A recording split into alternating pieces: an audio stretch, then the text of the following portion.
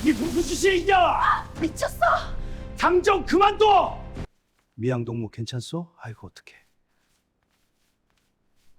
동무평양 냉면은 먹으라고만 있는 게 아니오. 살얼음 둥둥 뜬 냉면 육수 싸대기가 불륜녀의 면상에 꽂히는 이 기막힌 순간. 대체 무슨 일이 있었던 걸까요? 당 사업하느라 바쁘다던 내 남편 알고 보니 상간녀랑 혁명적 불륜을 즐기느라 바빴습니다. 내 배급 물자까지 빼돌려 상간녀에게 바친 남편의 뻔뻔한 한마디. 임자 이건 오해요. 내래 이 동무의 사상을 고취해 주려고 학습을 도와준 것뿐이라오.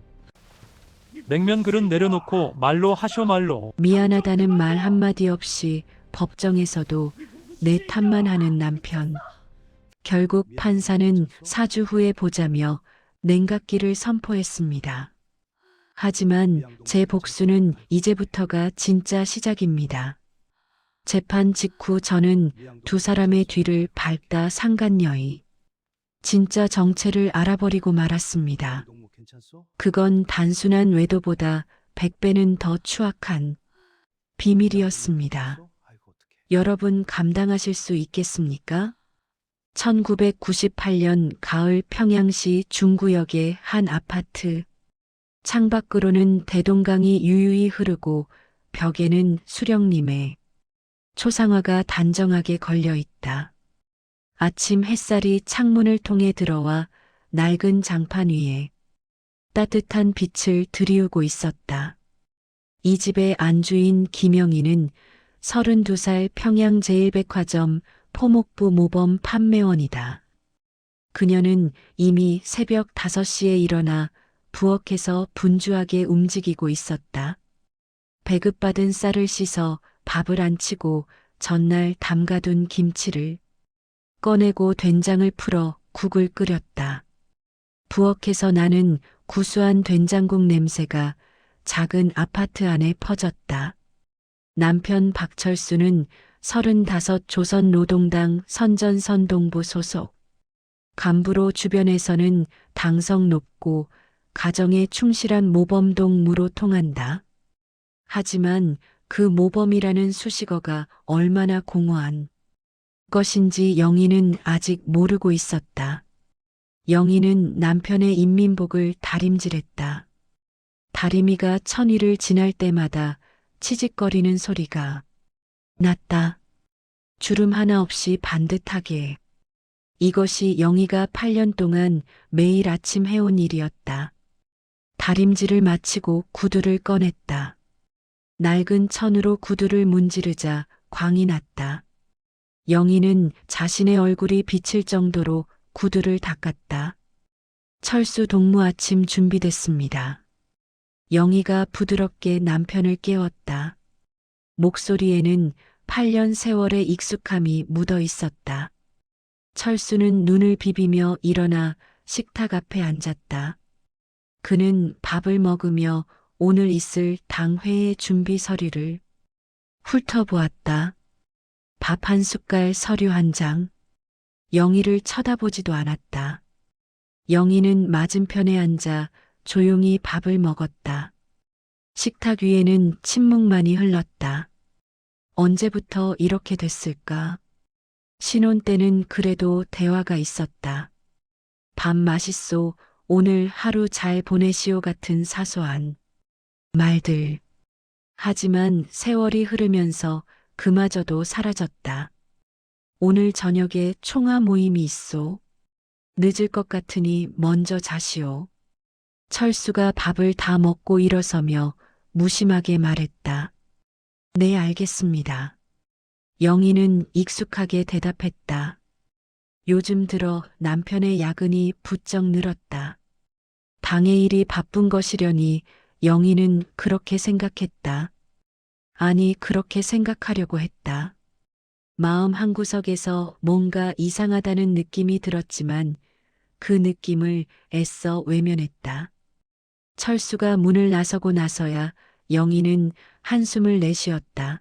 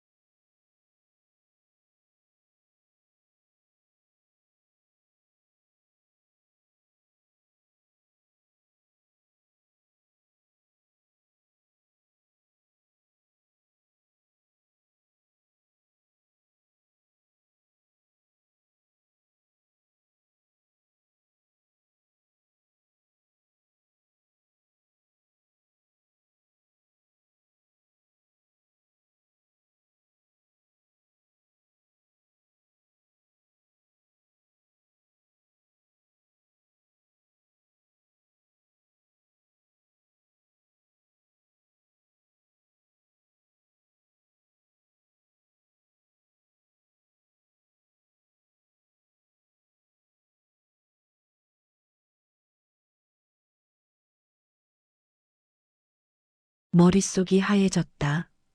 이게 뭐지? 이게 무슨 뜻이지? 알고 싶지 않았다. 하지만 알 수밖에 없었다. 이건 우연이 아니었다. 철수 동무 2호세. 영희가 조심스럽게 물으려 했지만 철수는 벌써 현관. 문을 열고 나가며 말했다. 오늘도 당 업무가 있소. 중요한 선전 사업 회의요. 내일 새벽에나 들어올 테니 문 잠그지 않고 자시오. 문이 닫혔다. 쾅 하는 소리가 영희의 가슴에 못처럼 박혔다. 영희는 남편의 셔츠를 들고 한참을 서 있었다. 그녀의 눈에서 눈물이 흘러내렸다. 뜨거운 눈물이 뺨을 타고 흘러 셔츠 위에 떨어졌다. 8년이야. 8년 동안 이 사람을 위해 살았어. 그런데 영희는 소리 없이 울었다. 울음소리가 새어나가면 누군가 들을까봐. 이 사회에서 남편 욕을 하는 건 자기 욕을 하는 것과 같았으니까. 다음 날 백화점에서 영희는 동료 순자를 만났다. 순자는 영희와 같은 인민반 출신으로 입이 가볍기로 소문난 여자였다. 하지만 그 덕분에 평양 소식통 역할을 톡톡히 했다. 평양에서 무슨 일이 벌어지는지 알려면 순자에게 물어보면 됐다. 영희 동무 얼굴이 왜 그래? 무슨 일 있소? 순자가 걱정스러운 눈으로 물었다. 영희의 얼굴에는 밤새 울어서 생긴 부기가 남아 있었다. 아니 아무것도. 영희가 애써 웃어 보였지만 그 웃음이 얼마나 억지스러운지 순자도 알 수 있었다. 에이 나한테 숨기지 말아요. 우리가 어떤 사이인데. 20살 때부터 알고 지낸 사이잖아요. 순자가 영희의 손을 잡았다. 따뜻한 손이었다. 영희는 그 따뜻함에 마음이 흔들렸다. 영희는 잠시 망설이다가 조심스럽게 입을 열었다. 주변을 살피며 목소리를 낮췄다. 순자 동무 혹시 철수 동무가 요즘 누구 만나는 거 들은 거 없소? 순자의 표정이 굳었다. 눈이 흔들리고 입술이 떨렸다. 그 표정만으로 영희는 알 수 있었다. 뭔가 있다는 것을. 영희 동무. 나도 확실한 건 아닌데. 말해주시오. 제발. 영희의 목소리가 떨렸다. 알고 싶지 않으면서도 알아야만 했다. 순자가 주변을 살피며 목소리를 낮췄다. 거의 속삭이는 수준이었다. 창광거리 새로 생긴 봉사식당 알지? 거기서 철수 동무가 젊은 여자랑 같이 있는 걸 봤다는 사람이 있어.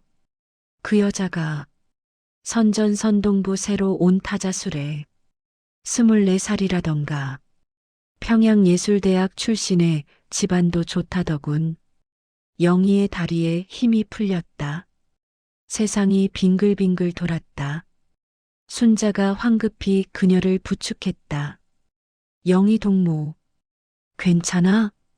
괜찮소? 괜찮아요. 하지만 괜찮지 않았다. 영희의 세계가 무너지고 있었다. 마치 지진이 난 것처럼 발밑의 땅이 갈라지는 것 같았다. 24살. 나보다 8살 어려. 예술대학 출신.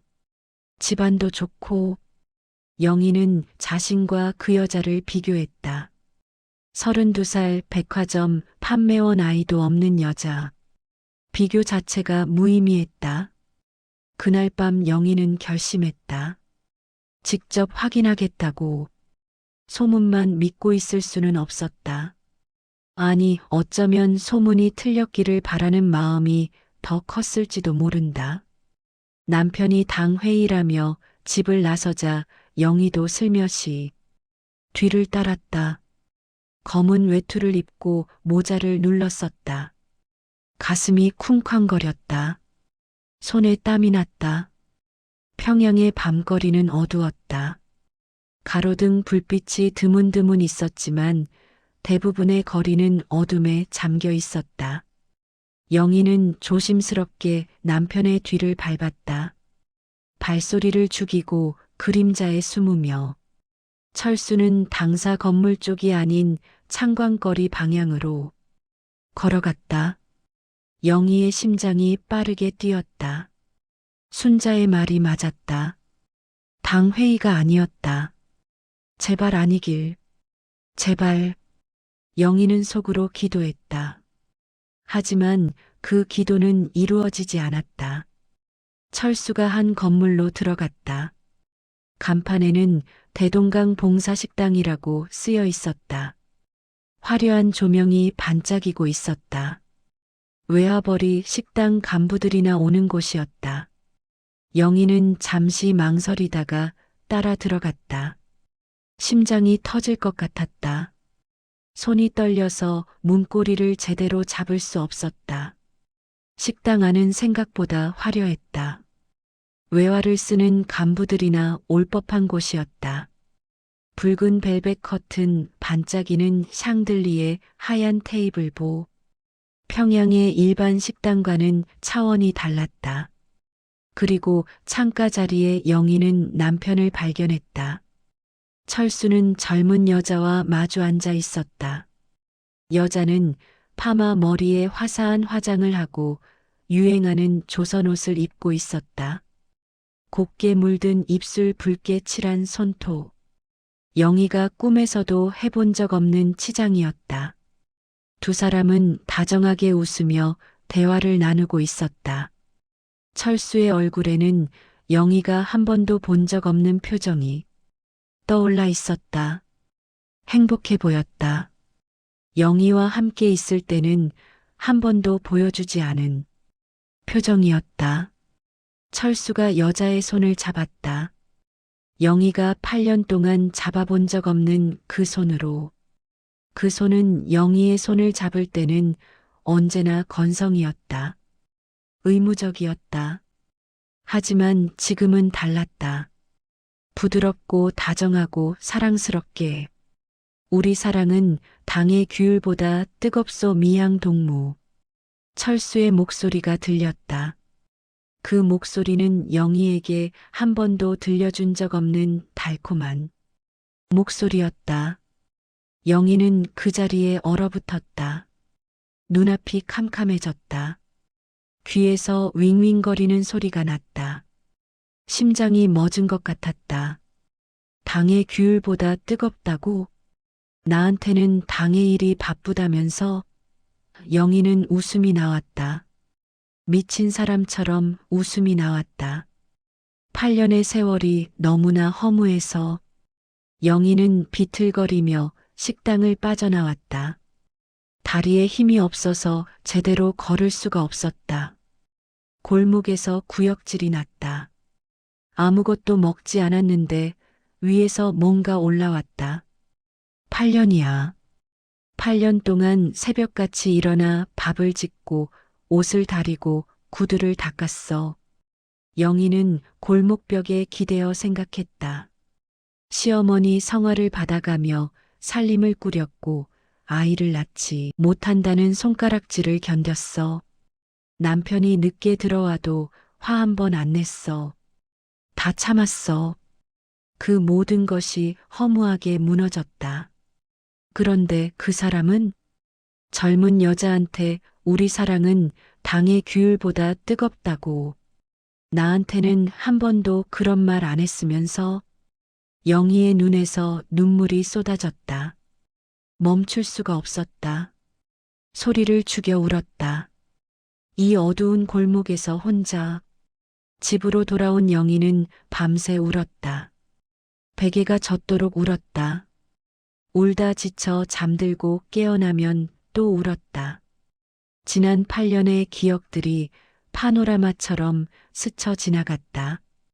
결혼식 날 새하얀 조선옷을 입고 수줍게 웃던 자신. 잘 살겠습니다라고 맹세하던 그때의 희망. 첫 아침밥을 해주며 떨리던 손. 신혼의 달콤함은 언제 사라졌을까? 하지만 아침이 밝아오자 그녀는 눈물을 닦았다.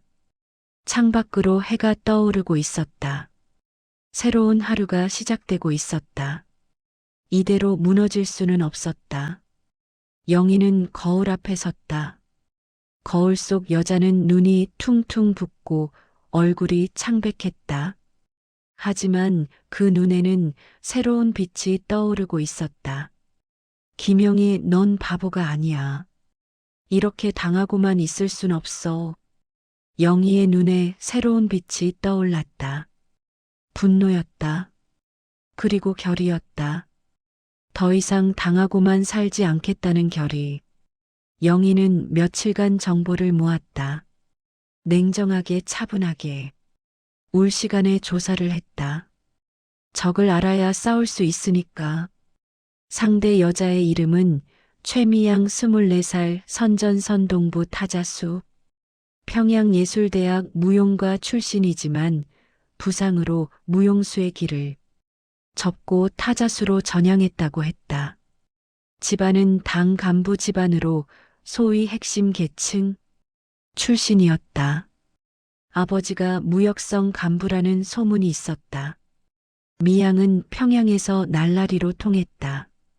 서방 문화를 좋아하고 외화상점에서 화장품을 사고 유행을 쫓았다. 파마 머리에 화장을 진하게 하고 유행하는 옷을 입고 다녔다. 철수 같은 유부남과 사귀는 것도 별로 대수롭지 않게 여기는 부류였다. 나보다 8살 어려. 예쁘고 집안 좋고 학벌도 좋고.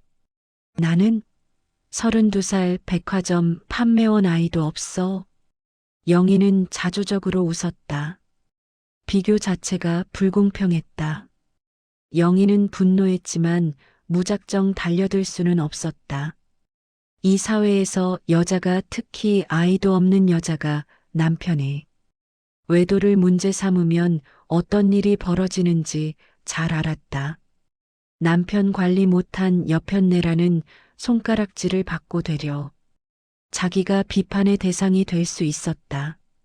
조심해야 해. 하지만 가만히 있을 수도 없어. 영희는 계획을 세웠다. 토요일 저녁 영희는 다시 대동강 봉사식당을 찾았다. 예상대로 철수와 미양이 함께 있었다. 이번에는 더 대담하게 거의 포개지듯이 앉아 있었다. 미양의 손이 철수의 팔에 올려져 있었고 두 사람은 서로의 눈을 바라보며 웃고 있었다. 영희는 심호흡을 하고 식당 안으로 들어갔다. 똑바로 당당하게. 심장이 미친 듯이 뛰었지만 걸음은 흔들리지 않았다. 침착해. 침착해야 해. 여기 자리 있어? 영희가 두 사람 앞에 섰다. 목소리가 떨리지 않도록 애썼다. 철수의 얼굴이 하얗게 질렸다. 마치 유령을 본 것 같은 표정이었다. 손에 들고 있던 젓가락이 바닥에 떨어졌다. 딸그락하는 소리가 식당 안에 울렸다. 영영이 놀랐소? 나도 놀랐소. 내 남편이 당회의 한다더니 여기서 젊은 동무랑 데이트하고 있을 줄은 몰랐으니까. 영희의 목소리는 차갑게 가라앉아 있었다. 안에서는 화산이 폭발하고 있었지만 겉으로는 냉정함을 유지하려 애썼다. 미양이 영희를 위아래로 훑어보았다. 평범한 조선옷, 화장기 없는 얼굴, 칙칙한 머리. 그녀의 입가에 비웃음이 떠올랐다. 경멸이 담긴 시선이었다. 아, 동무가 그 본처란 말이오? 들었소. 뭐 불행한 결혼 생활이라고 하던데. 영희의 눈이 번뜩였다. 주먹이 저절로 쥐어졌다. 뭐라고? 동무 솔직히 말하겠소. 낡은 사상은 버리라요. 요즘 세상에 남자 하나 붙잡고 살겠다고 아둥바둥하는 거 구식 아니오? 철수 동무는 나한테 왔을 때 이미 죽은 결혼 생활이었다고 했소. 미양이 당당하게 말했다. 마치 자신이 잘못한 것이 하나도 없다는 듯이. 철수는 옆에서 쩔쩔매며 아무 말도 못했다. 비겁하게 고개를 숙이고 있었다. 영희는 순간 머릿속이 하얘졌다. 8년의 세월이 주마등처럼 스쳐 지나갔다. 새벽마다 일어나 지은 밥. 겨울에도 찬물에 쌀을 씻던 손. 빨아서 다린 옷. 닳도록 문질러 광을 낸 구두. 참고 또 참았던 시어머니의 구박. 왜 아이가 없느냐는 핀잔. 살림을 왜 이 모양으로 하느냐는 타박. 아이 없다고 받았던 수모. 뱃속에 돌이 들었나 하던 동네 아줌마들의 수군거림. 그 모든 것이 죽은 결혼 생활이라고. 테이블 위에 대동강 냉면 그릇이 놓여 있었다. 아직 미양이 먹지 않은 육수가 가득 찬 그릇. 차가운 육수에 면발이 동동 떠 있었다. 영희는 그 그릇을 집어들었다. 손이 떨렸지만 힘차게. 뭐 하는 거요? 미양이 소리쳤지만 이미 늦었다. 철퍼덕.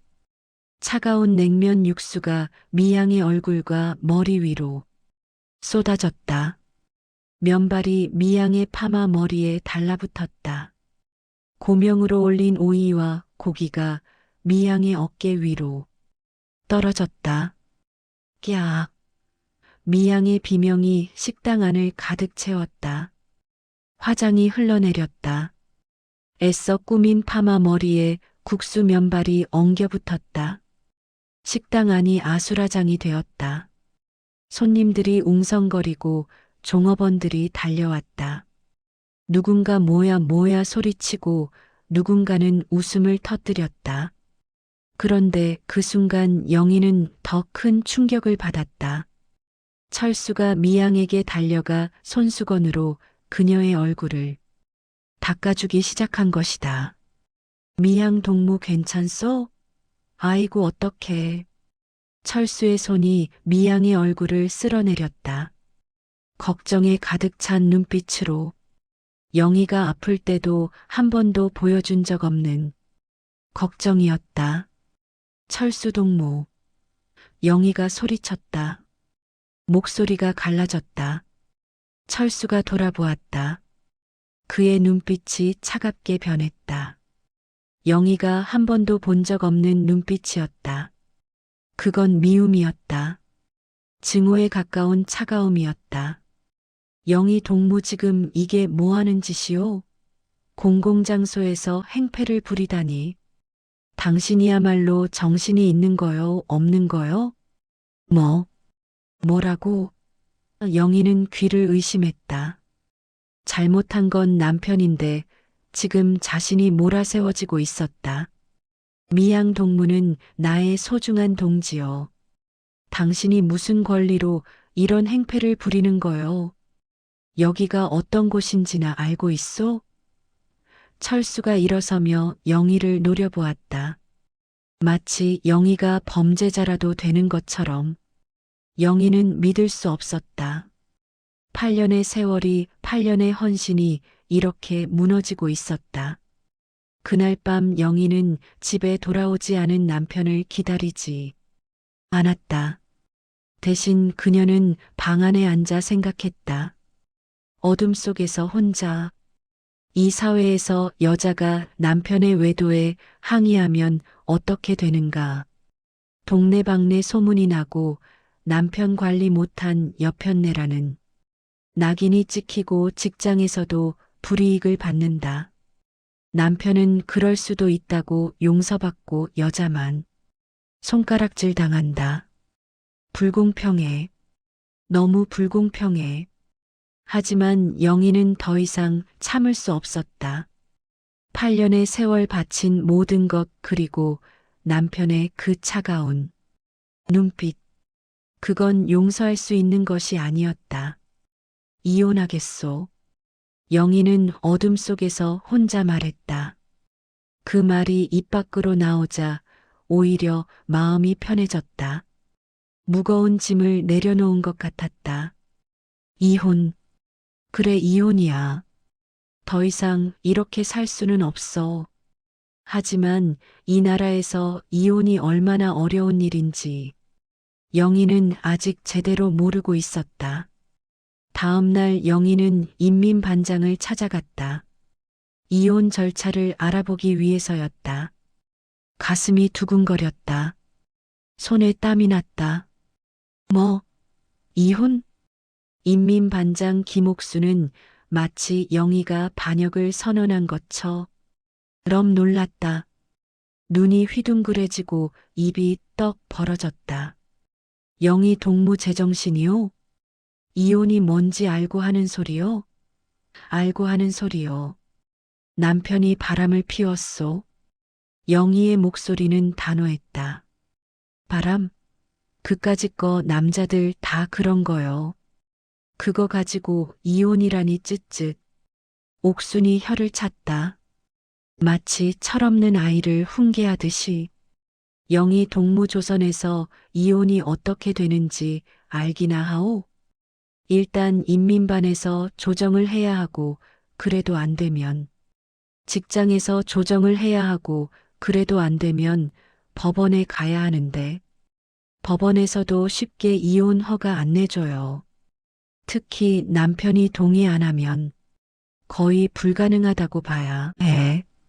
남편이 동의 안 하면요? 그럼 못하는 거지 뭐. 가정은 사회의 세포요. 세포가 함부로 분열하면 사회가 무너진다는 게 당이 방침이니까. 영희는 주먹을 꽉 쥐었다. 손톱이 손바닥에 파고들었다. 세포? 내 인생이 그냥 세포 하나란 말이오? 그래도 영희는 포기하지 않았다. 인민반 조정회의가 열렸다. 영희네 집 거실에 인민반 사람들이 모였다. 철수도 마지못해 참석했다. 그의 얼굴에는 불쾌함이 가득했다. 자, 그럼 시작하겠소.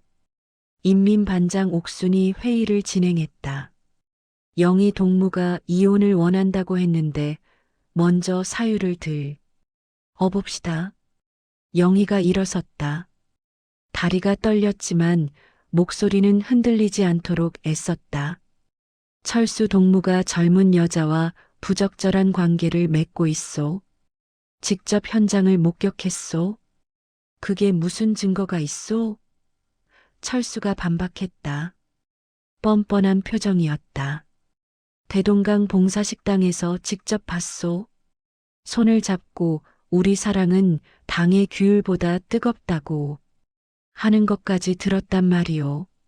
주민들이 웅성거렸다. 누군가 웃음을 터뜨렸다. 철수의 얼굴이 붉어졌다. 그건 오해요. 미양 동무는 나의 후배 동지요. 사상학습을 도와주던 중이었소. 사상학습을 식당에서 해요? 손을 잡고. 영희의 목소리가 날카로워졌다. 동지적 친밀감의 표현이었소. 웃음이 터져나왔다. 동지적 친밀감이라는 말이 너무 황당해서. 하지만 인민반장의 표정은 진지했다. 조용히들 하시오. 옥순이 손을 들었다. 영희 동무 철수 동무. 내 판단을 말하겠소.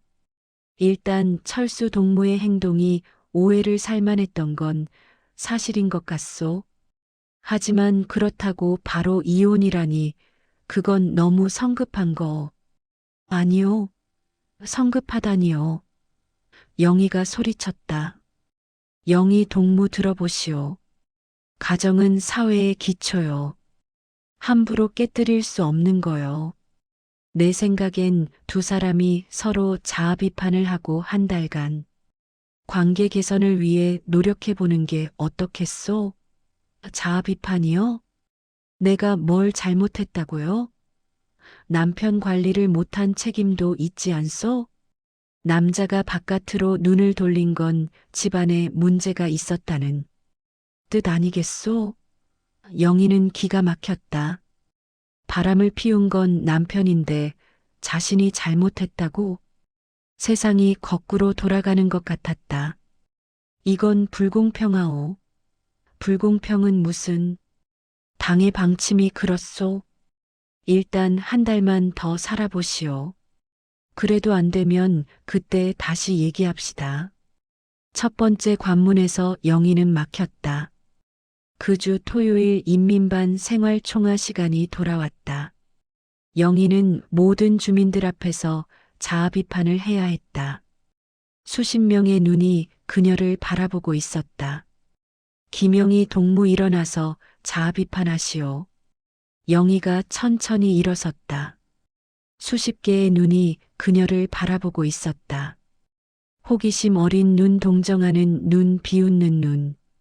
영희는 그 시선들 속에서 외로웠다. 나 김영희는 가정에 소홀했던 점을 반성합니다.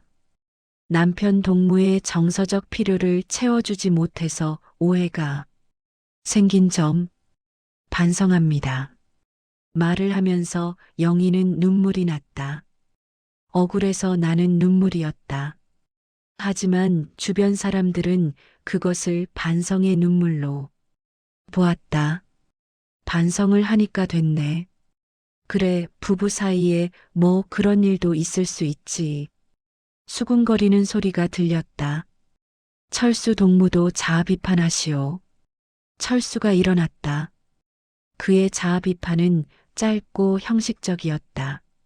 나 박철수는 동료 동지와의 관계에서 오해를 살 만한 행동을 한 점 반성합니다. 앞으로 조심하겠습니다. 그게 끝이었다. 아무도 철수를 더 추궁하지 않았다. 영희만 모욕을 당한 채 총화가 끝났다. 집으로 돌아오는 길 영희는 생각했다. 발걸음이 무거웠지만 마음은 오히려 단단해지고 있었다. 이 사회는 불공평하다. 남자가 잘못해도 여자가 욕을 먹는다. 남편이 바람을 피워도 남편 관리 못한 아내 탓이다. 하지만 포기 안 해. 절대로. 영희는 주먹을 쥐었다. 인민반 조정이 안 되면 직장 조정이 있고 그것 또한 되면 법원이 있다. 길이 막히면 돌아가면 된다. 나는 반드시 이혼할 거요. 박철수. 영희는 밤하늘을 보며 다짐했다. 별들이 반짝이고 있었다. 그 별들이 영희의 결심을 지켜보는 것 같았다. 인민반 조정이 실패로 돌아간 후 영희는 직장의 이혼 조정을 신청했다. 평양제일백화점 당위원회에서 회의가 열렸다. 김영희 동무 정말 이혼하겠다는 거요? 당비서 한성철이 물었다. 50대 중반의 남자로 뚱뚱한 체구에 위압적인 인상이었다. 그의 눈이 영희를 위해서 아래로 훑었다. 예 동무. 남편이 외도를 했소. 더 이상 같이 살 수 없소. 영희의 목소리는 단호했다.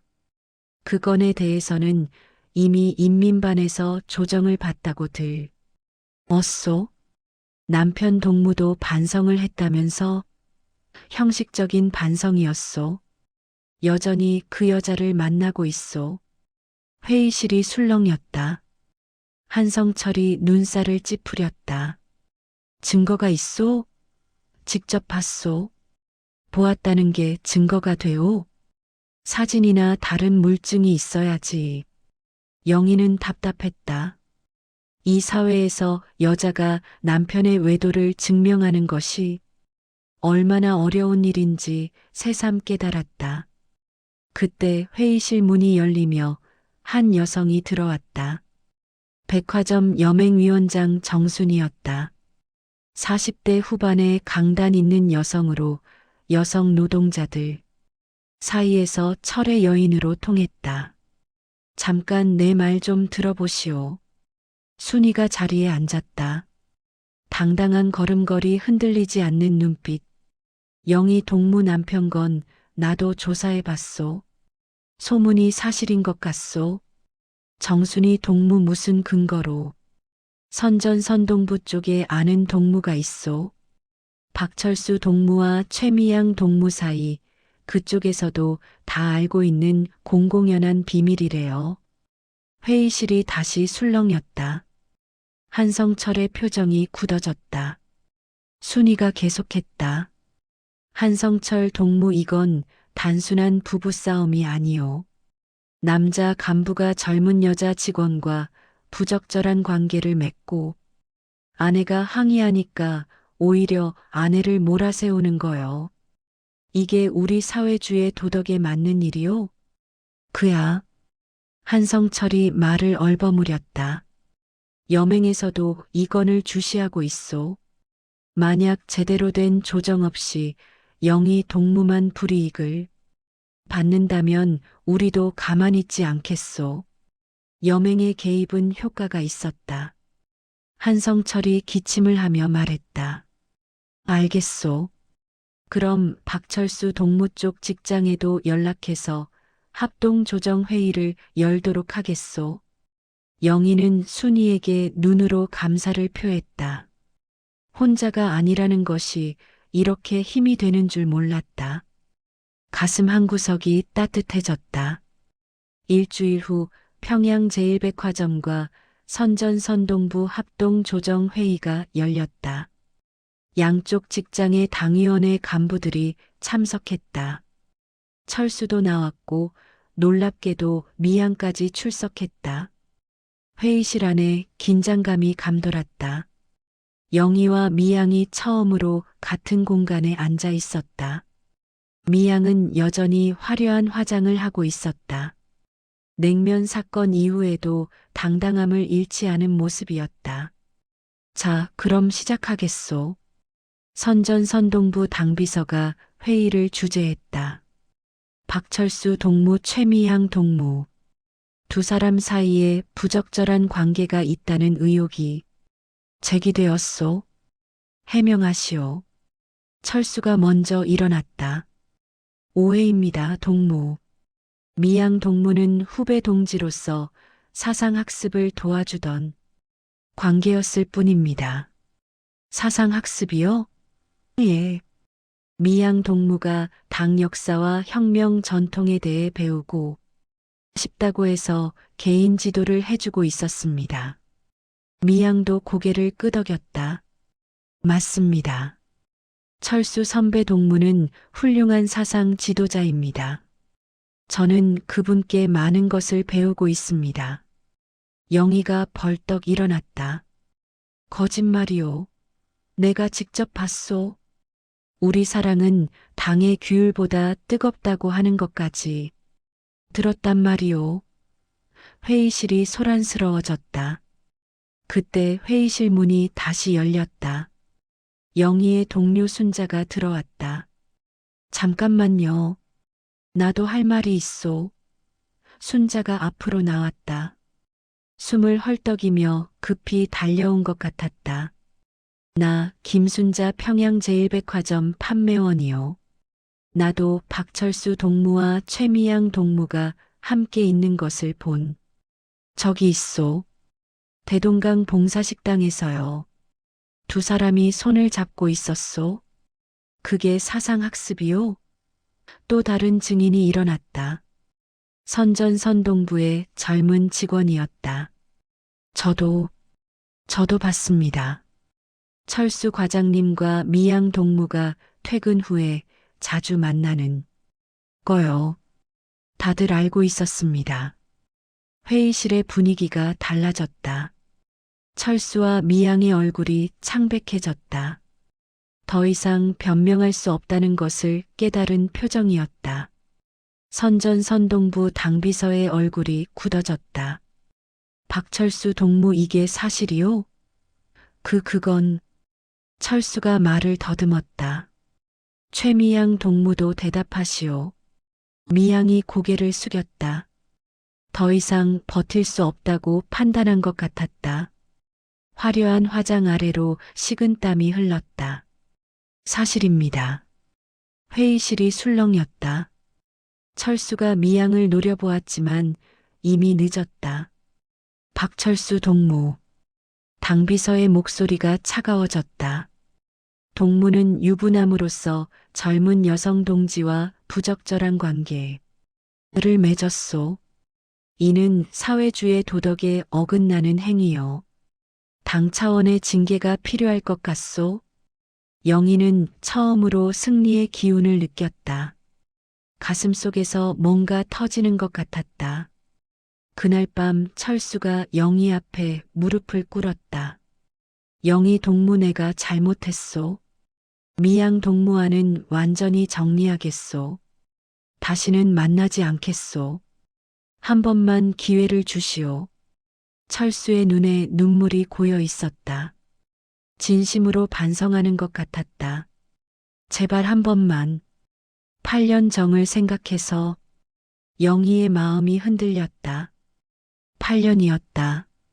미운 정도 정이라고 했다. 알겠소. 한 번만 더 기회를 주겠소. 하지만 다음에 또 이러면 그때는 정말 끝이오. 고맙소. 정말 고맙소. 철수가 영희의 손을 잡았다. 영희는 그 손을 뿌리치지 않았다. 한동안 평화가 찾아왔다. 철수는 정말로 달라진 것 같았다. 야근이 줄었고 집에 일찍 들어왔다. 영희에게 다정하게 말을 걸고 가끔은 꽃을 사다 주기도 했다. 영희 동무 오늘 저녁은 내가 설거지하겠소. 아니에요, 제가. 아니, 그동안 고생 많이 했잖소. 오늘은 쉬시오. 영희는 조심스럽게 희망을 품었다. 어쩌면 정말로 다시 시작할 수 있을지도 모른다고. 하지만 2달이 지나자 철수의 야근이 다시 늘어나기 시작했다. 오늘도 당 업무가 있소. 또요? 요즘 왜 이렇게 중요한 선전 사업이 있소? 어쩔 수 없소. 영희의 가슴에 불안이 다시 고개를 들었다. 하지만 믿고 싶었다. 남편을 믿고 싶었다. 어느 날 순자가 조심스럽게 다가왔다. 영희 동무, 할 말이 있는데. 뭔데요? 철수 동무가 또 그 여자랑 만나는 것 같아. 영희의 심장이 멎는 것 같았다. 뭐라고요? 어제 창광거리에서 봤어. 둘이 같이 걷고 있더라고. 손을 잡고. 그럴 리가 없어요. 철수 동무가 정리했다고 했어요. 나도 믿고 싶지 않은데. 직접 봤어. 영희는 믿을 수 없었다. 아니, 믿고 싶지 않았다. 그날 밤 영희는 다시 남편을 미행했다. 제발 아니기를, 제발 순자가 잘못 본 것이기를 빌면서. 하지만 철수는 또다시 대동강 봉사식당으로 향했다. 영희가 창문으로 안을 들여다보았다. 철수와 미양이 마주 앉아 있었다. 손을 잡고 웃으며 대화를 나누고 있었다. 마치 그동안 아무 일도 없었다는 듯이. 미양 동무 보고 싶었소? 나도요. 2달이나 못 만나서 힘들었어요. 미안하오. 영희가 눈치를 채서 잠깐 조심했어야 했소. 이제 괜찮소. 영희는 완전히 속았소. 영희의 눈앞이 캄캄해졌다. 완전히 속았다고? 그 맹세가, 그 눈물이 다 연기였다고? 영희는 비틀거리며 집으로 돌아왔다. 이번에는 울지 않았다. 눈물조차 나오지 않았다. 분노만이 가슴을 가득 채웠다. 일주일 후 토요일 오후, 영희는 집에서 빨래를 하고 있었다. 아직 철수에게 아는 척을 하지 않았다. 어떻게 해야 할지 생각 중이었다. 똑똑똑. 문을 두드리는 소리가 났다. 영희가 문을 열었다. 문 앞에 젊은 여자가 서 있었다. 파마 머리에 화사한 화장 유행하는 조선옷. 영희가 단번에 알아보았다. 최미향이었다. 동무가 왜 여기에? 미양이 당당하게 집 안으로 들어왔다. 마치 자기 집처럼. 들어가도 되겠소? 아, 허락 안 받아도 되겠지. 어차피 곧 내 집이 될 테니까. 영희는 믿을 수 없었다.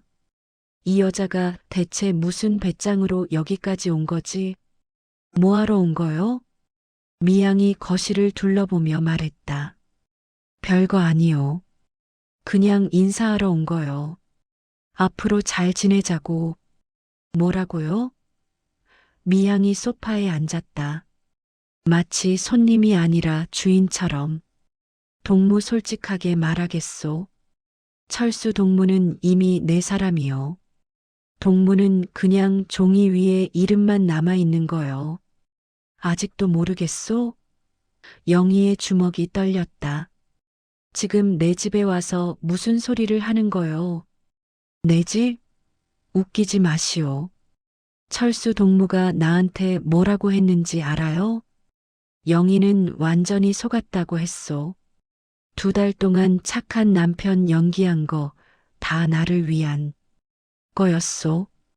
영희의 얼굴이 창백해졌다. 거짓말. 거짓말. 증거를 보여줄까요? 미양이 가방에서 무언가를 꺼냈다. 편지 뭉치였다. 이거 철수 동무가 나한테 보낸 편지요. 읽어볼래요? 미양이 편지를 펼쳐 읽기 시작했다. 미양 동무 보고 싶소. 영희 때문에 잠시 떨어져 있어야 하지만 내 마음은 항상 당신 곁에 있소. 조금만 참으시오. 상황이 정리되면 반드시 당신과 함께하겠소. 영희의 다리에 힘이 풀렸다. 영희는 순진해서 쉽게 속소. 눈물 몇 방울에 다 용서해 주더군. 불쌍하기도 하지만 덕분에 편하오. 그만. 영희가 소리쳤다. 하지만 미양은 멈추지 않았다. 당신만이 내 진정한 사랑이요. 영희는 그냥 의무감으로 사는 거요. 사랑한 적 없소. 편지를 다 읽은 미양이 영희를 바라보았다. 승리감에 가득 찬 눈빛이었다. 이해했소? 동무는 이미 진 거요. 깨끗하게 포기하시오. 솔직히 동무도 힘들잖아요. 사랑 없는 결혼 의미 없잖소. 이혼해 주시오. 그러면 다들 편해지지 않겠소? 영희는 대답하지 못했다. 너무 큰 충격에 말이 나오지 않았다. 동무가 이혼해주면 철수 동무 출세에도 도움이 될 거. 우리 아버지가 무역성 간부요. 철수 동무 밀어줄 수 있소. 동무한테도 나쁜 거래는 아니잖소? 미양이 일어섰다. 잘 생각해 보시오. 시간은 주겠소. 하지만 너무 오래 끌지는 마시오. 내 인내심에도 한계가 있으니까. 미양이 문을 열고 나가려 했다. 그때 영희가 입을 열었다. 잠깐. 영희의 목소리가 낮게 가라앉아 있었다. 동무 하나 물어보겠소. 미양이 돌아보았다. 뭐요? 동무는 자신 있소? 바람 피우는 남자가 동무한테는 안 그럴 거라고? 미양의 눈이 흔들렸다. 뭔 소리요? 나한테 영희는 순진해서 쉽게 속는다고 했다면서요. 그 말 나중에 동무한테도 똑같이 하지 않을 거라고. 확신하오. 바람 피우는 남자는 또 피우는 거요. 나한테 그랬듯이 동무한테도 그럴 거요. 그때 동무도 나처럼 울게 될 거요. 미양의 얼굴이 굳어졌다. 그리고 한 가지 더. 영희가 천천히 다가갔다. 이혼? 해줄 수도 있소. 하지만 동무 원하는 대로는 절대 안 해줄 거요. 내가 원하는 조건으로 내가 원하는 방식으로 끝낼 거요. 영희의 눈에 불꽃이 일었다. 그리고 동무 다시는 내 집에 발을 들이지 마시오. 다음에 오면 그때는 냉면 육수가 아니라 끓는 물을 끼얹을 거요. 미양의 얼굴이 창백해졌다. 영희의 눈빛이 진심이라는 것을 알 수 있었다. 알겠소. 미양이 황급히 문을 열고 나갔다. 영희는 닫힌 문을 바라보며 주먹을 꽉 쥐었다. 미양이 떠난 후 영희는 한참을 서 있었다. 손에 든 편지 뭉치가 눈에 들어왔다. 미양이 두고 간 것이다. 영희는 편지를 하나씩 읽었다. 철수의 글씨체 분명했다. 하나하나 읽을 때마다 가슴에 못이 박히는 것 같았다. 영희는 순진해서 쉽게 속는다. 사랑한 적 없다. 의무감으로 사는 거다. 영희는 편지를 테이블 위에 내려놓았다. 이제 더 이상 미련은 없었다. 박철수, 이번에는 진짜 끝이야. 합동조정회의 이후 상황은 영희에게 유리하게 돌아가는 것 같았다. 철수는 당 경고를 받았고 미양은 다른 부서로 전출되었다. 회의가 끝난 다음 날 저녁 영희가 집에 돌아오자 낯익은 목소리가 들렸다. 영희야 왔니? 시어머니 박금순이었다. 영희는 긴장했다. 시어머니가 아들 편을 들러온 것이 분명했다. 또 구박하러 왔나? 영희는 마음을 단단히 먹었다. 어머니 어쩐 일이세요? 영희가 조심스럽게 물었다. 그런데 금순의 표정이 이상했다. 화가 난 것 같지 않았다. 오히려 걱정스러운 눈빛이었다. 영희야 앉아봐. 할 얘기가 있어. 영희가 조심스럽게 자리에 앉았다. 긴장된 침묵이 흘렀다. 금순이 한숨을 내쉬었다. 다 들었다. 철수 그놈이 바람을 피웠다며? 어머니. 영희는 놀랐다. 시어머니의 목소리에 분노가 담겨 있었다. 하지만 그 분노는 영희를 향한 것이 아니었다. 아니 말 안 해도 돼. 내가 다 알아봤어. 금순의 눈에 눈물이 고였다. 영희는 더욱 놀랐다. 시어머니가 우는 것을 본 적이 없었다. 8년 동안 한 번도. 영희야 내가 미안하다. 내가 아들을 잘못 키웠어. 저렇게 못된 놈인 줄 몰랐어. 영희는 귀를 의심했다. 시어머니가 아들 욕을 하다니 세상이 뒤집어진 것 같았다. 금순이 말을 이었다. 목소리가 떨렸다. 사실 나도 당했었어. 어머니가요? 응. 철수 아버지한테. 그 인간도 바람을 피웠어. 철수가 5살 때였지. 직장 여자랑 눈이 맞아서 집에도 안 들어오고. 금순의 목소리가 떨렸다. 30년 동안 아무에게도 하지 않았던 이야기였다. 그때 난 어떻게 했는 줄 알아? 참았어. 그냥 참았어. 시어머니가 남자가 그럴 수도 있다고 했고, 인민반에서도 가정을 지켜라고 했고, 그래서 참았어. 평생을 참았어. 영희는 말없이 듣고 있었다. 시어머니의 얼굴에 30년 세월의 상처가 드러나고 있었다. 근데 뭐가 남았는지 알아? 아무것도 없어. 그 인간은 10년 전에 죽었는데 나한테 남은 건 후회밖에 없어. 왜 그때 박차고 나오지 못했을까? 왜 내 인생을 그렇게 낭비했을까? 금순이 영희의 손을 잡았다. 주름진 손이지만 따뜻했다. 영희야, 너는 나처럼 살지 마. 어머니. 영희의 눈에 눈물이 고였다.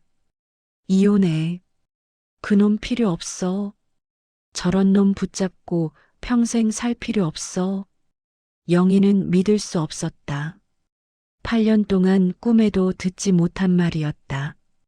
근데 어머니 철수 동무 출세길이 출세? 바람 피우는 놈이 무슨 출세야?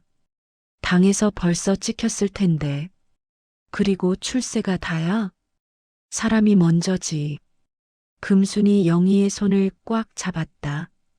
내가 도와줄게. 내 아들이지만 잘못한 건 잘못한 거야. 법원에 가면 내가 증인으로 서줄게. 영희는 울음을 터뜨렸다. 평생 구박만 하던 시어머니가 처음으로 자신의 편이 되어 주었다. 그때 현관문이 열렸다. 철수가 들어왔다. 어머니가 왔다는 소식을 듣고 급히 온 것이었다. 그의 얼굴에는 자신감이 묻어 있었다. 당연히 어머니가 자기 편을 들어줄 거라고 생각한 것이다. 어머니, 오셨어요?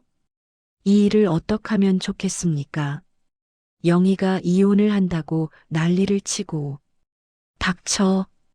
금순의 차가운 목소리에 철수가 멈칫했다. 마치 얼음물을 뒤집어 쓴 것처럼. 어머니. 박철수 이리 와서 앉아. 철수가 어리둥절한 표정으로 자리에 앉았다. 금순이 아들을 노려보았다. 그 눈에는 분노와 실망이 가득했다. 너 지금 부끄러운 줄 알아? 시어머니의 분노 철수의 얼굴이 하얗게 질렸다. 어머니가 자기 편이 아니라니. 어머니 그게. 입 다물어. 내가 널 어떻게 키웠는데 이 꼴이야. 좋은 마누라 두고 젊은 년한테 눈이 팔려. 금순의 목소리가 방 안에 울렸다. 어머니 들어보세요. 영희가 먼저 뭐. 내가 바람을 피웠잖아. 사상학습? 웃기지도 않네. 내 아버지도 그랬어. 동지적 관계라고. 다 똑같은 핑계야. 금순이 벌떡 일어났다. 박철수 잘 들어. 나는 영희 편이야. 내가 잘못한 거야. 이혼하자면 이혼해줘. 순순히. 어머니. 뭐? 집안 망신? 망신은 네가 시킨 거지. 바람 피운 놈이 무슨 낯짝으로 집안 망신 타령이야. 철수는 할 말을 잃었다. 평생 자기 편이던 어머니가 등을 돌렸다. 금순이 영희에게 말했다. 영희야, 이놈 짐 싸줘. 오늘부터 우리 집에서 데리고 있을게. 네가 편하게 이혼 준비해. 어머니. 영희는 감동에 눈물이 났다. 그리고 철수. 금순이 아들을 바라보았다. 내 아버지 제삿날에 술상 앞에서 맹세했지? 아버지처럼 살지 않겠다고. 근데 뭐야 똑같이 살고 있잖아. 부끄러운 줄 알아. 철수의 얼굴에 수치심이 떠올랐다. 어머니의 말이 가슴에 박혔다. 아버지의 장례식 날 자신이 했던 맹세가 떠올랐다. 금순이 며느리를 일으켰다. 가자 영희야. 이놈 짐 챙겨주고 우리 밥이나 먹자. 배고프지? 영희는 울면서도 웃었다. 이상한 기분이었다.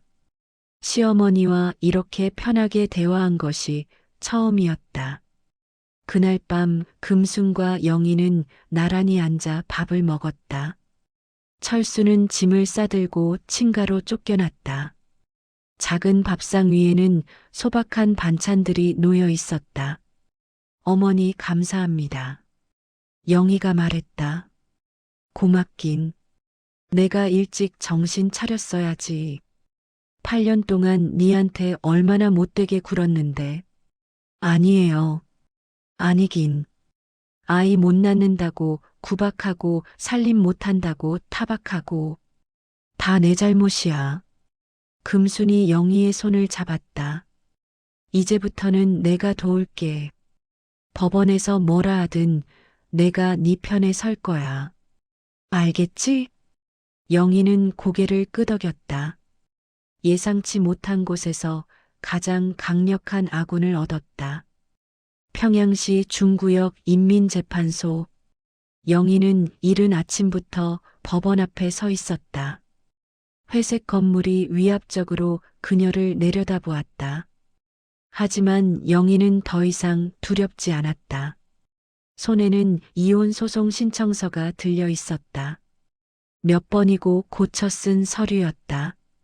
그리고 금순의 증인 서약서도 함께. 이혼 소송 신청이요? 3번 창구로 가시오. 접수처 직원이 무심하게 말했다. 영희는 3번 창구 앞에서 차례를 기다렸다. 다음, 영희가 서류를 내밀었다. 이혼 소송 신청입니다.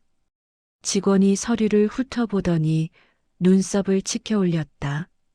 사유가 배우자의 부정행위요? 예. 증거는?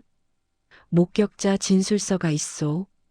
그리고 영희가 한 장의 서류를 더 꺼냈다.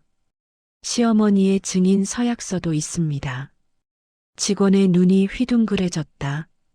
시어머니가 며느리 편을 든다고요? 예. 직원이 고개를 갸웃거리며 서류를 받았다.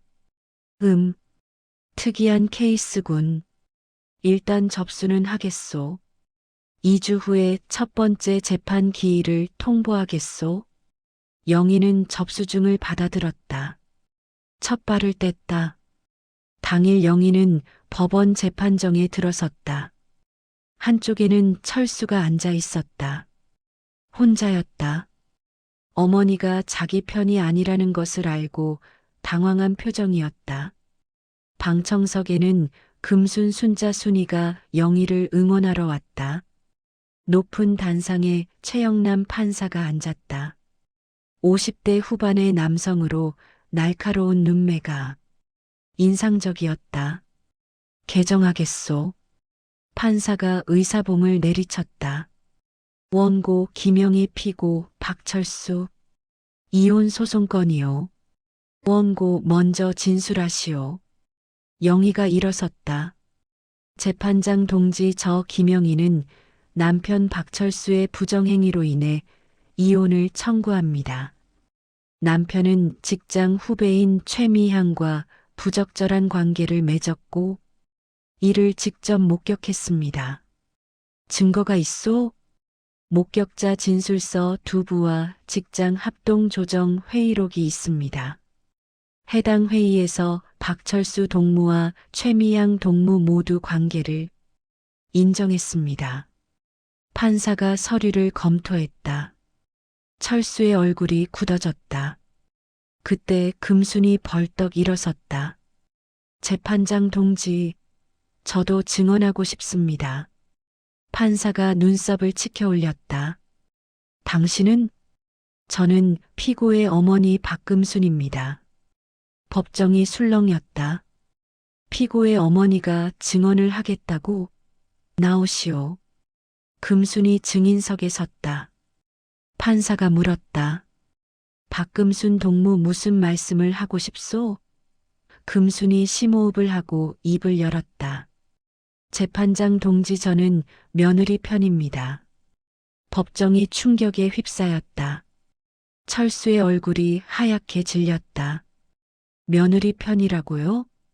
판사도 놀란 표정이었다. 예. 제 아들이 잘못했습니다. 제가 아들을 잘못 키웠습니다. 금순의 목소리가 떨렸지만 단호했다. 저도 같은 경험을 했습니다. 남편에게 배신당한 경험이요. 그때 저는 참았습니다. 사회가 참으라고 했으니까요. 가정을 지키라고 했으니까요. 하지만 그 선택을 평생 후회했습니다. 법정이 조용해졌다. 모두가 금순의 말에 집중하고 있었다. 제 며느리 영희는 8년 동안 성실하게 살았습니다. 새벽마다 일어나 남편 뒷바라지를 했고 저한테 구박받으면서도 참고 살았습니다. 그런 며느리를 배신한 건 제 아들입니다. 금순이 철수를 바라보았다. 철수야, 내가 잘못한 거야. 이 재판장 앞에서 솔직하게 인정해. 철수는 고개를 떨구었다. 더 이상 변명할 말이 없었다. 한참의 침묵 후 철수가 일어섰다. 재판장 동지, 목소리가 떨렸다. 저, 인정합니다. 제가 잘못했습니다. 영희 동무에게 이혼에 동의합니다. 법정이 다시 술렁였다. 판사가 확인했다. 피고 정말 이혼에 동의하시오? 예. 더 이상 붙잡아봤자 의미가 없다는 걸 알겠습니다. 영희 동무가 새 출발할 수 있도록 해주고 싶습니다. 영희는 놀랐다. 철수의 목소리에서 진심이 느껴졌다. 판사가 잠시 생각에 잠겼다. 그리고 의사봉을 들었다. 본 재판부는 김영희 대 박철수 이혼 소송건에 대해 다음과 같이 판결하겠소. 법정이 조용해졌다. 모두가 숨을 죽였다. 피고의 부정행위가 인정되고 피고도 이혼에 동의한 바 원고의 이혼 청구를 인용하오. 두 사람의 혼인 관계는 이로써 해소됨을 선언하오. 의사봉이 내려쳤다. 재산 분할 및 기타 사항은 양측의 합의대로 처리하도록 하시오. 이상 판결을 마치겠소. 영희의 눈에서 눈물이 흘렀다. 8년의 결혼 생활이 끝났다. 하지만 슬프지 않았다. 해방의 눈물이었다. 재판이 끝난 후 영희는 법원 계단에 서 있었다. 햇살이 따뜻했다. 금순이 다가왔다. 영희야 축하해. 어머니 감사해요. 정말로. 이제 어떻게 할 거야? 영희는 잠시 생각했다. 일단 나를 위해 살아볼 거예요. 지금까지는 남편을 위해 시댁을 위해 살았잖아요. 이제는 제 인생을 살고 싶어요. 금순이 미소 지었다. 잘 생각했어. 열심히 살아. 철수가 다가왔다. 표정이 많이 달라져 있었다. 오만함이 사라지고 대신 후회와 반성이 묻어 있었다. 영희 동무, 앞으로 잘 살아요. 진심으로. 영희가 고개를 끄덕였다. 철수 동무도요. 다음에는 제대로 된 사랑하세요. 철수가 쓴웃음을 지었다. 고맙소. 그리고 정말 미안했소. 8년 동안 두 사람은 마지막으로 악수를 나눴다. 8년의 인연이 이렇게 끝났다. 아프지만 깨끗한 끝이었다. 철수가 떠난 후 금순이 영희에게 말했다. 영희야, 이혼했다고 남 되는 거 아니야. 네. 앞으로도 나한테 놀러와. 명절 때도 오고. 알겠지? 영희의 눈에 다시 눈물이 맺혔다. 어머니, 8년 동안 구박해서 미안해. 이제부터 제대로 대해줄게. 아니에요, 어머니. 이번 일로 다 용서했어요. 두 사람이 포옹했다. 시어머니와 며느리가 아니라 서로를 이해하는 두 여자로서 6개월 후 봄, 영희는 평양제일백화점 매장 책임자로 승진했다. 혼자 사는 것이 처음에는 외로웠지만 점점 익숙해지고 있었다. 오히려 자유로웠다. 아침에 눈을 뜨면 자신만을 위한 하루가 시작되었다. 남의 밥을 차리지 않아도 되고 남의 옷을 다리지 않아도 되고 남의 눈치를 보지 않아도 되었다. 영희 동무 오늘 저녁에 회식 있는데 같이 가요. 순자가 말했다. 좋아요. 오늘은 제가 살게요. 와, 요즘 부자 됐네? 부자는 무슨, 그냥 기분이 좋아서요. 영희는 웃었다. 진심으로 웃은 것은 오랜만이었다. 금순도 달라졌다. 아들의 일을 계기로 그녀는 자신의 삶을 돌아보기 시작했다. 나도 늦었지만 내 인생을 살아봐야겠어. 금수는 동네 노인정에서 활동을 시작했다. 젊은 시절 배웠던 바느질을 가르치고 같은 처지. 여성들과 이야기를 나눴다. 나도 그랬어요. 남편이 바람을 피웠는데 참았어요. 나도요. 그때는 그게 당연한 줄 알았어요. 같은 아픔을 가진 여성들이 모여 서로를 위로했다.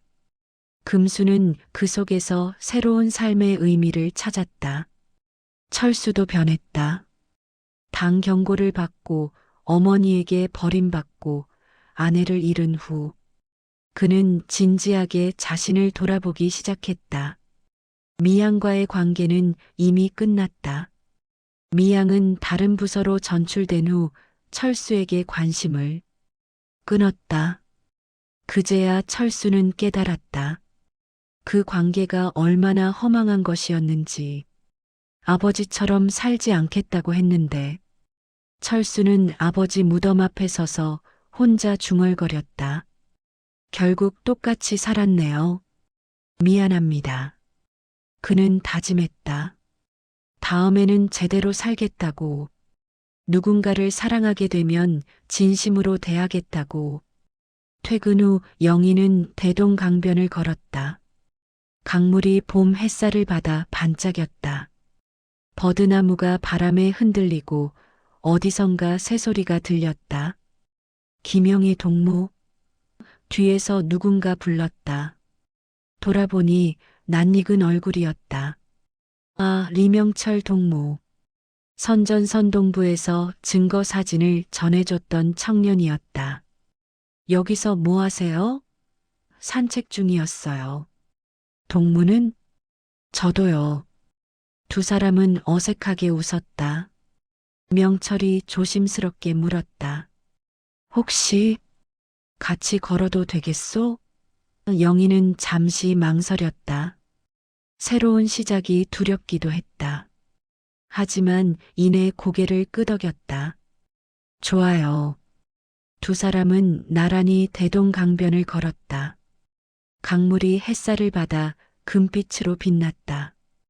그날 밤 금수는 혼자 방에 앉아 남편의 사진을 바라보았다. 여보, 나 오늘 잘한 거 맞지? 사진 속 남편은 대답이 없었다. 30년 전에 내가 못한 일을 오늘 영희가 했어. 그 애는 나보다 용감해. 나는 그때 왜 그러지 못했을까? 금순의 눈에 눈물이 흘렀다. 철수가 당신 닮아서 그런 짓을 한 거야. 근데 나는 철수한테 당신처럼 살지 말라고 가르쳤어야 했는데 그걸 못했어. 금순이 사진을 내려놓았다. 영희는 다르게 살 거야. 나처럼 후회하면서 살지 않을 거야. 그게 내가 해줄 수 있는 거야. 1년 후, 영희는 대동강변의 작은 카페에 앉아 있었다. 맞은편에는 명철이 앉아 있었다. 두 사람은 자연스럽게 대화를 나누고 있었다. 영희 동무, 오늘 날씨가 좋소? 그러네요. 봄이 왔어요. 창밖으로 대동강이 보였다. 1년 전 그 강변에서 두 사람은 처음으로 함께 걸었다. 그 후로 많은 일이 있었다. 천천히 조심스럽게 두 사람은 가까워졌다. 영희 동무나. 명철이 무언가 말하려 했다. 영희가 미소 지었다. 나도요. 두 사람은 서로를 바라보며 웃었다. 새로운 시작이었다. 한편 금수는 영희에게서 받은 편지를 읽고 있었다. 어머니, 저 잘 지내고 있어요. 어머니 덕분에 새 출발할 수 있었어요. 감사합니다. 곧 찾아뵐게요. 명철 동무와 함께요. 금수는 미소 지었다. 눈가에 눈물이 맺혔지만 행복한 눈물이었다. 잘 살아, 영희야. 행복해. 창밖으로 봄꽃이 흩날리고 있었다.